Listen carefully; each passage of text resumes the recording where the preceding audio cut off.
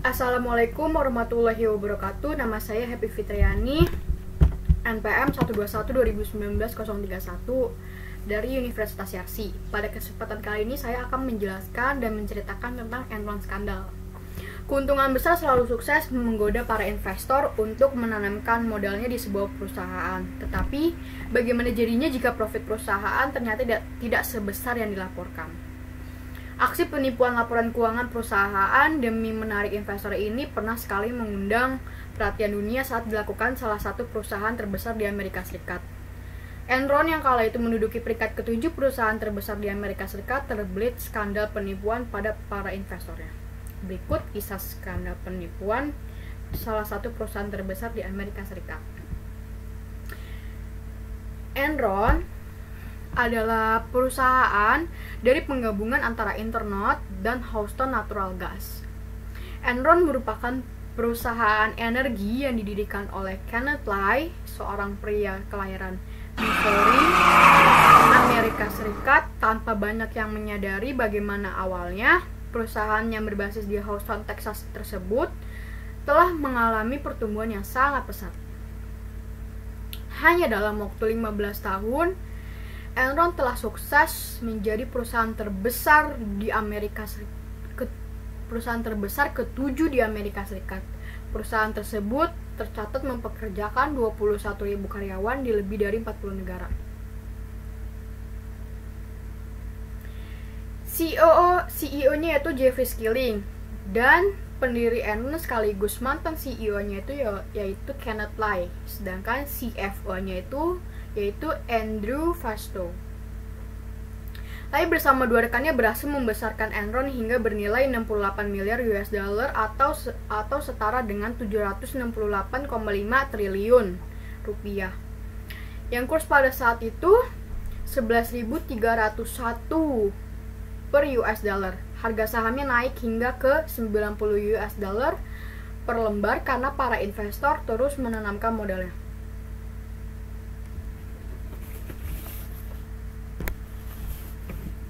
Skandal Enron terkuak. Pada November 1997, Enron membeli saham perusahaan energi lain yaitu JD. Setelah itu Enron menjual sahamnya pada perusahaan yang diciptakan sendiri yaitu Chevco. Para pengelola Chevco kemudian memulai serangkaian transaksi kompleks yang memungkinkan Enron untuk menyembunyikan utang-utangnya. Pada 20 Februari 2001, majalah internasional Fortune mengungkap Enron sebagai perusahaan yang menanggung banyak hutang.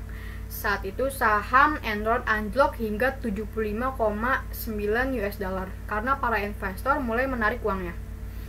Pada akhir 2001, hanya dalam waktu kurang dari setahun, saham Enron anjlok parah hingga ke level 26 sen US dollar. Akibatnya, Lai tercatat kehilangan dana hingga 76 miliar US dollar dari para investor saat semua penipuannya terkuak. Pada 2 Desember 2001, Enron melaporkan perusahaannya telah jatuh bangkrut. Anderson Joseph Bernardino mengatakan perusahaannya menemukan kemungkinan tindakan melanggar hukum yang dilakukan Enron. Pada 9 Januari 2002, Departemen Hukum Amerika Serikat lantas meluncurkan tim investigasi untuk membuktikan tuduhan kriminal tersebut. Para investor, pegawai, pemegang dana pensiun, hingga politisi menuntut penjelasan atas jatuhnya Enron yang telah jaya selama belasan tahun. 2 Januari 2002, Kenneth Lai mengundurkan diri tetapi masih dipertahankan posisinya di Dewan Direktur Perusahaan. Pada 4 Februari 2002, Mr. Lai mengundurkan diri dari Dewan Direktur Perusahaan, dan pada 28 Februari 2002, KP Anderson menawarkan ganti rugi sebesar 750 juta US dollar untuk menyelesaikan berbagai gugatan hukum yang diajukan kepada KP Anderson.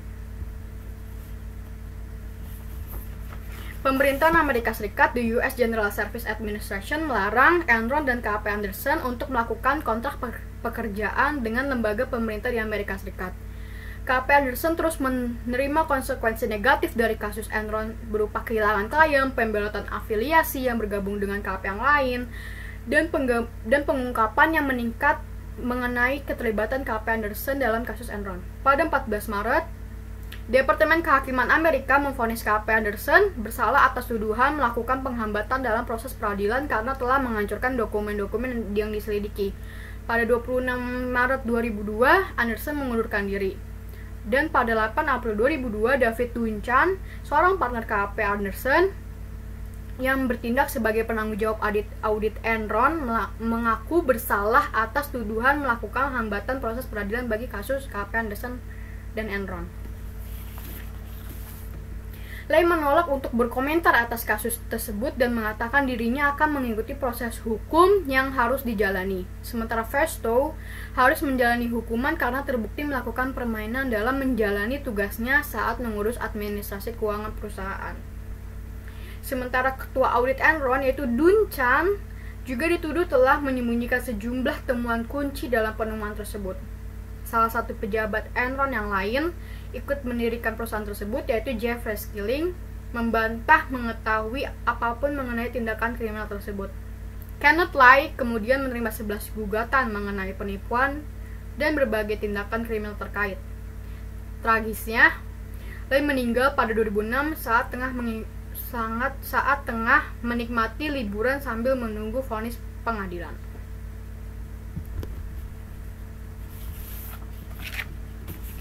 Permasalahan audit, skandal Enron tak bisa dipungkiri, merupakan kejahatan ekonomi multidisiplin.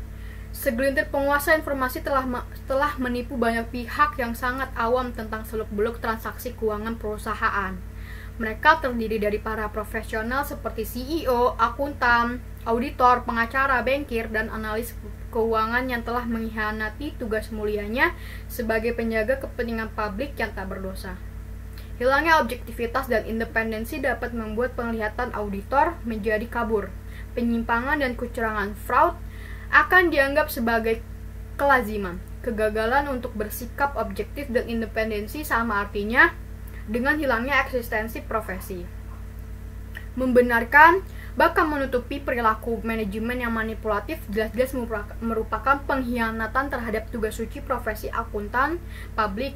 Kala itu, sangat wajar jika dalam kasus Enron, auditor paling dipersalahkan karena telah gagal melindungi kepentingan publik sang pemberi otoritas.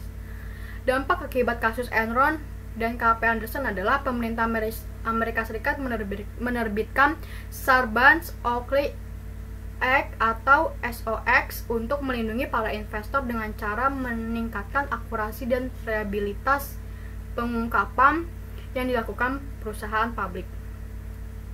Selain itu, John Whitehead mengeluarkan rekomendasi tentang perlunya Kongres menyusun undang-undang yang mengharuskan perusahaan go public melaksanakan dan melaporkan ketaatannya terhadap pedoman corporate governance. Cukup sekian dari saya. Wassalamualaikum warahmatullahi wabarakatuh.